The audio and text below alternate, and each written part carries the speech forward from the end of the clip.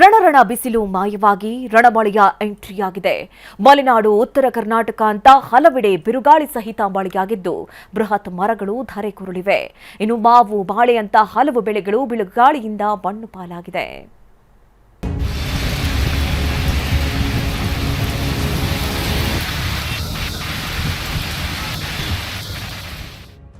ಮರಗಳನ್ನೇ ಧರೆಗುರುಳಿಸ್ತಿರೋ ಬಿರುಗಾಳಿ, ಬೆಳೆಗಳನ್ನ ನೆಲದ ಪಾಲು ಮಾಡ್ತಿರೋ ರಣಮಳೆ.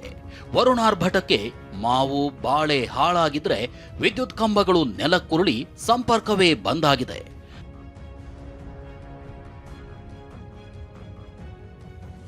ಮಲೆನಾಡಿನಲ್ಲಿ ಮಳೆಯಾರ್ಭಟ, ರಸ್ತೆಗುರುಳಿದ ಬೃಹತ್ ಮರ.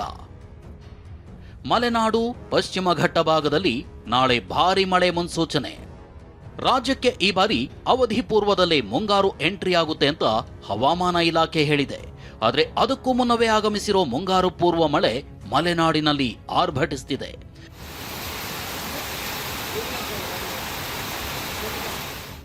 ಚಿಕ್ಕಮಗಳೂರು ಜಿಲ್ಲೆಯ ಮೂಡಿಗೆರೆ, ಕಳಸ ಹಾಗೂ ಚಿಕ್ಕಮಗಳೂರು ನಗರದಲ್ಲಿ ಇಂದು ಮಧ್ಯಾಹ್ನವೇ ಬಿರುಗಾಳಿ ಸಹಿತ ಭಾರೀ ಮಳೆಯಾಗಿದೆ.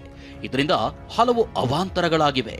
ಚಿಕ್ಕಮಗಳೂರು ತಾಲೂಕಿನ ಕೇಳಗೂರು ಬಳಿ 3 ಬೃಹತ್ ಮರಗಳು ರಸ್ತೆಗುರುಳಿದು ಚಿಕ್ಕಮಗಳೂರು ಮೂಡಿಗೆರೆ ಸಂಪರ್ಕವೇ ಬಂದಾಗಿದೆ.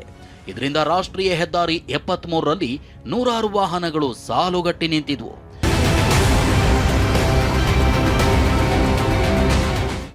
ಇನ್ನು ಮೂಡಿಗೆರೆ ತಾಲೂಕಿನ ಹಾಂದಿ ಸಮೀಪ ರಸ್ತೆಗಡ್ಡಲಾಗಿ ಬೃಹತ್ ಮರ ಬಿದ್ದಿದ್ದು ಕಡೂರು ಮಂಗಳೂರು ರಾಷ್ಟ್ರೀಯ ಹೆದ್ದಾರಿ ಸಂಪರ್ಕ ಬಂದಾಗಿತ್ತು. ಇದರ ನಡುವೆ ಚಿಕ್ಕಮಗಳೂರು ಜಿಲ್ಲೆಯ ಮಲೆನಾಡು ಭಾಗ, ಪಶ್ಚಿಮ ಘಟ್ಟಗಳ ಸಾಲಿನಲ್ಲಿ ಭಾರೀ ಮಳೆ ಮುನ್ಸೂಚನೆ ಇದ್ದು ನಾಳೆ ಆರೆಂಜ್ ಅಲರ್ಟ್ ಘೋಷಣೆ ಮಾಡಲಾಗಿದೆ. ಇತ್ತ ಹಾಸನ ಜಿಲ್ಲೆಯಲ್ಲೂ ಬಿರುಗಾಳಿ ಸಹಿತ ಮಳೆಯಾಗಿದ್ದು ಬೇಲೂರು ತಾಲೂಕಿನ ರಾಜನಶಿರಿಯೂರಿನಲ್ಲಿ ವಿದ್ಯುತ್ ಕಂಬ, ಮರಗಳು ರಸ್ತೆಗುರುಳಿವೆ.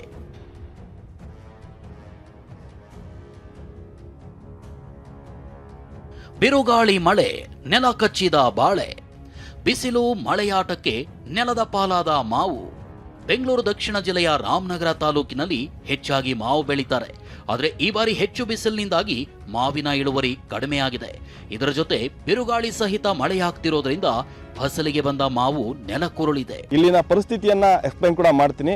ದೃಶ್ಯದಲ್ಲಿ ಕೂಡ ನೋಡಬಹುದು. ಬಹಳ ಪ್ರಮುಖವಾಗಿ ಬೆಂಗಳೂರು ದಕ್ಷಿಣ ಜಿಲ್ಲೆ ರೇಷ್ಮೆ ಮತ್ತು ಮಾವು ಬೆಳೆಗೆ ಸಾಕಷ್ಟು ಹೆಸರನ್ನ ಗಳಿಸಿದೆ.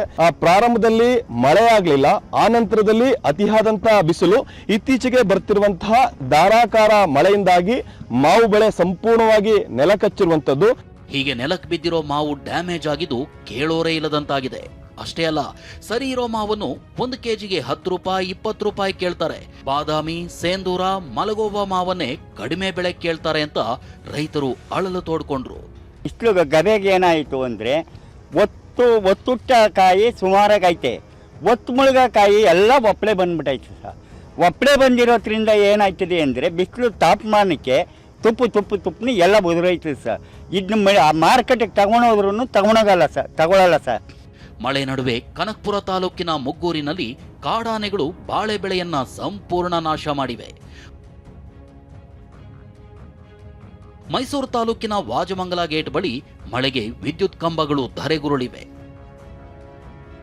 ಇನ್ನು ಬಾಗಲಕೋಟೆ ಜಿಲ್ಲೆ ಬೀಳಗಿ ತಾಲೂಕಿನ ಬಾಡಂಗಡಿ, ಬೀಳಗಿ, ಕೊರ್ತಿ ಭಾಗದಲ್ಲಿ ಬಿರುಗಾಳಿ ಮಳೆಗೆ ಮನೆಯ ಶೀಟ್ಗಳು, ವಿದ್ಯುತ್ ಕಂಬಗಳು ಉರುಳಿವೆ. ಕಬ್ಬಿನ ಬೆಳೆಯು ನೆಲ ಕಚ್ಚಿದ್ದು ಪರಿಹಾರಕ್ಕಾಗಿ ರೈತರು ಆಗ್ರಹಿಸಿದ್ದಾರೆ. Bureau report, TV9.